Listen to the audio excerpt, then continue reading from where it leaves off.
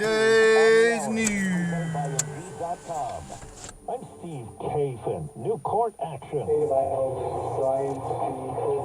As a judge has entered a not guilty plea for Bryan Kohberger, the man charged with killing 4 University of Idaho students last year.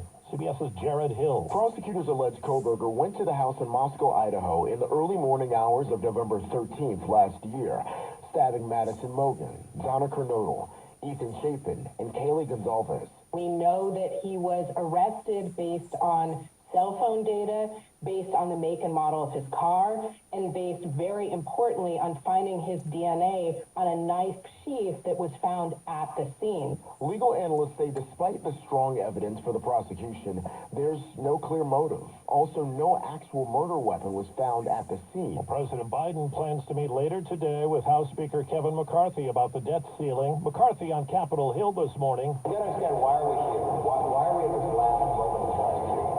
Two main reasons. The president ignoring the problem and refusing to meet. And secondly, ever since the Democrats took over as the president, they have spent too much money.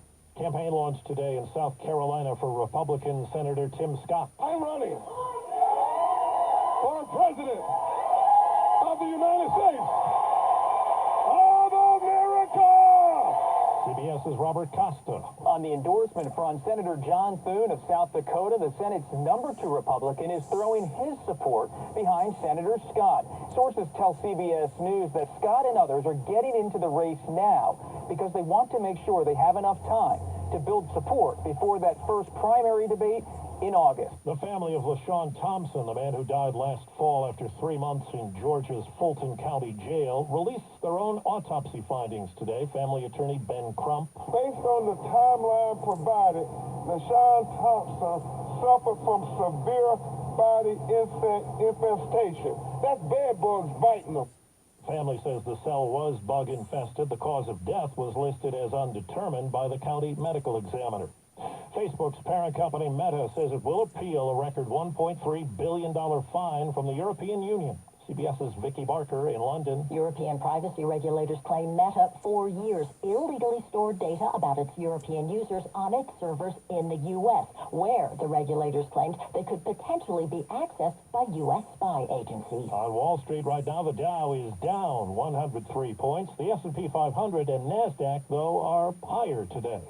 This is CBS News. Well, that's today's news. Today's news. I didn't hear any good news, did you? I didn't think so. I guess it's all about perspective. The glass is half full. Well, as always, I want to thank you again for coming along with me on these Dash Cam News adventures. You know the drill.